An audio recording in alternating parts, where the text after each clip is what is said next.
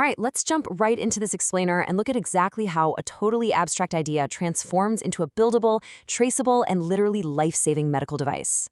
Welcome to our deep dive into Module 4 of the Whitehall Training Design Controls series, Design Outputs and Traceability. If you've ever wondered how engineers guarantee that what actually rolls off the assembly line is exactly what was intended to keep a patient safe, well, you're in the right place. We're going to unpack the nuts and bolts of turning high-level concepts into concrete engineering solutions.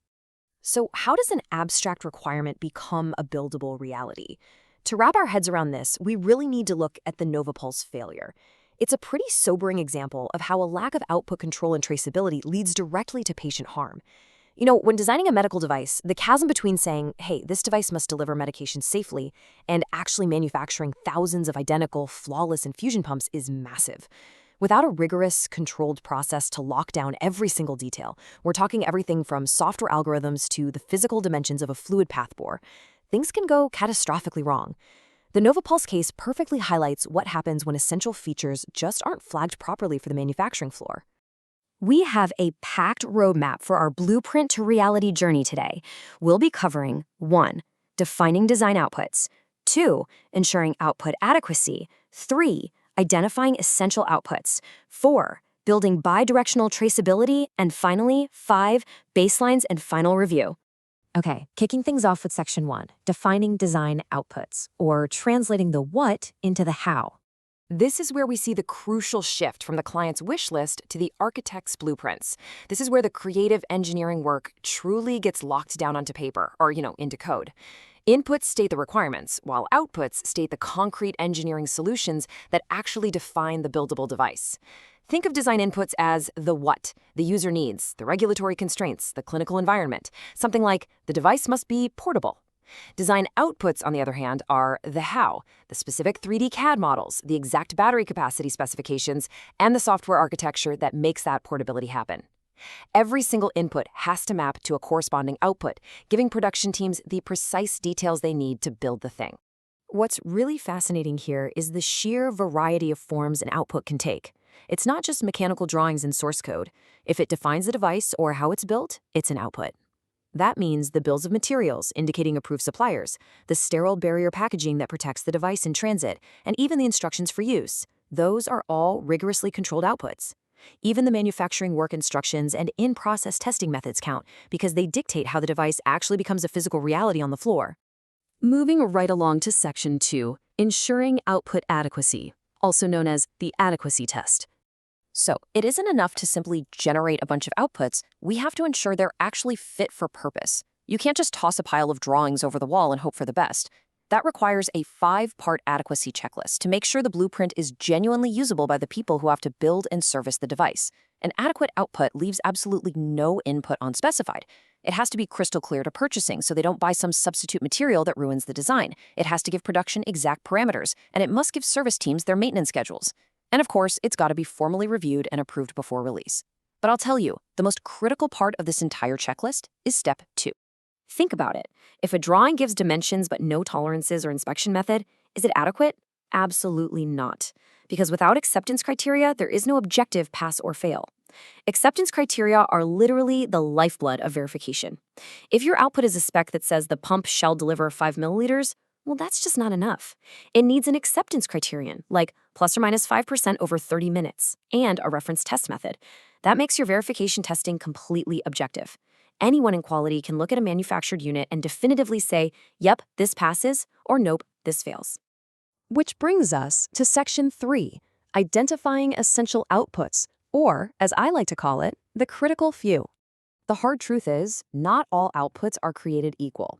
This is where we separate the routine, everyday details from the literal life-or-death engineering features. Features like occlusion detection or safety interlocks require explicit identification, so downstream teams know to give them heightened focus control. Essential outputs are those specific items where any loss or drift in specification would directly harm the patient or user. These are very often the outputs that implement your risk controls, things like over-infusion protections, safety alarms, and load-bearing structural joints. Failure implies direct harm. That's a pretty heavy statement, right? But it's exactly where the Novapulse failed. Essential structural features weren't flagged for heightened control on the manufacturing floor, and that led directly to a silent failure risk. Because the design team didn't explicitly call out certain dimensions as essential, manufacturing just treated them with standard everyday control. Tolerances drifted, materials were substituted without deep scrutiny, and the device ultimately failed in the field. Identifying an output as essential isn't just checking a box on some form. It's a direct instruction to the factory floor to pay very close attention. You really have to match your control effort to the consequence of failure. You're transitioning from uniform control across the board to proportionate, rigorous control where it matters. Let's be real. If the color of the device housing is slightly off, the consequence of failure is super low. Standard basic control is perfectly fine for that. But if the fluid path bore tolerance is off, a patient might receive the wrong dose of medication. That is an essential output. It requires tight change control, maybe even 100% inspection rather than just batch sampling, and it absolutely needs to be explicitly flagged in the manufacturing work instructions. All right, on to Section 4, Building Bidirectional Traceability, the Golden Thread. So we have our essential blueprint, but now we have to weave the golden thread that connects every single requirement to a solution. When you're dealing with hundreds of inputs and potentially thousands of outputs, bidirectional traceability is a game changer.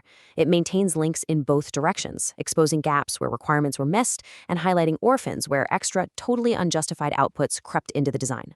Forward traceability starts with the user's need, traces to the design input, down to the engineering output, and finally to the test that verifies it. That proves implementation. Backward traceability flips it. It takes an output, like a specific line of software code, and traces it back up to an input.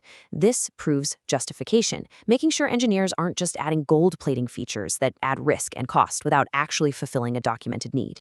A traceability matrix instantly reveals these complex many-to-many relationships, proving at a glance that no requirement is left without a verified output and risk control. Often, one input requires several outputs. Take dose accuracy, for example. That requires both a mechanical pump specification and a software requirement. It's mapped to a flow test for verification, and it's tied directly to the hazard of overinfusion. Application lifecycle management tools are great for this. They maintain massive databases of these links and generate coverage reports that highlight any empty cells. And believe me, an empty cell represents a very dangerous gap in your design file. Now, here's a massive caveat. It is absolutely critical to remember that while ALM tools and traceability matrices show relationships, they do not prove that the initial requirement was actually right. A fully populated traceability matrix is great. It proves coverage, it proves execution. But if your original design input asks for the wrong feature, well, tracing it perfectly through to manufacturing simply means you have flawlessly built the wrong device. Traceability is an incredible administrative tool, for sure, but it absolutely relies on human engineering judgment. And that leads us to our final stop, Section 5, Baselines and Final Review, the final gate. Finally, we reach the lock-in process that prevents a flawed blueprint from ever hitting the production line. Listen, you cannot manage change if you don't know what your baseline is. By freezing consistent snapshots of the configuration at each of these specific phases, you create a stable reference for your work and your change control. A baseline is simply an agreed-upon, controlled set of items at a specific moment in time. When the design team finally agrees on the outputs, they freeze the output baseline. That means the verification team knows exactly which version of the software and which version of the CAD drawings they are supposed to test. If you don't freeze a baseline, you're basically verifying a moving target, and your traceability links will rapidly drift completely out of date. Before anything gets released, it has to pass through this rigorous review gate. We check across multiple disciplines to catch any gaps before production even begins. And this isn't just a rubber stamp. The review team looks at the outputs as a complete, cohesive set. They check for completeness and consistency. But crucially, they bring in the manufacturing and service engineers to ask the tough questions, like, can we actually build this with achievable tolerances? Or can a tech access this part to calibrate it in the field? Only when the outputs pass through these specific lenses are they finally approved and placed under formal change control for release. I want to leave you with this provocative thought. A complete traceability matrix ensures your blueprint is perfectly executed, but does it prove you planned the right thing? Confirming the safety and value of the original plan requires an entirely different level of validation. Design outputs, acceptance criteria, and traceability matrices give you ultimate control over the how. They ensure that abstract ideas turn into buildable, testable, and highly controlled realities. But remembering to validate the what, the actual clinical effectiveness of those original user needs, is what truly defines a successful medical device. Thanks for joining me for this explainer on design outputs and traceability. Keep learning and keep building safe devices.